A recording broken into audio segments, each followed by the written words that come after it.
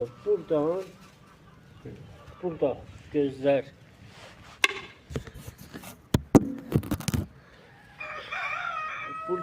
gözleri görürsünüz.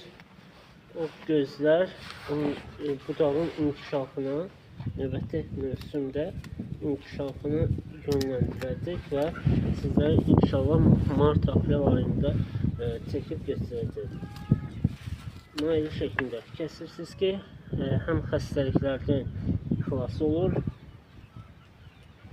həm də ki, necə deyərlər, problemləri aradan qaldırır. Hər hansısa xəstəliklərin baş verməsinə mane olur. Bu hissədən kəsmək lazımdır ki,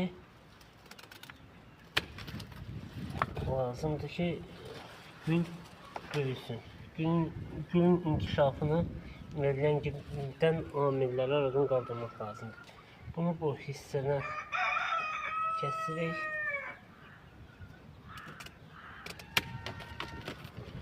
Gülün inkişafı üçün amillərdən biridir. Bizim budama işimiz bu qədərdir. O güldən qalan hissələr bunlardır.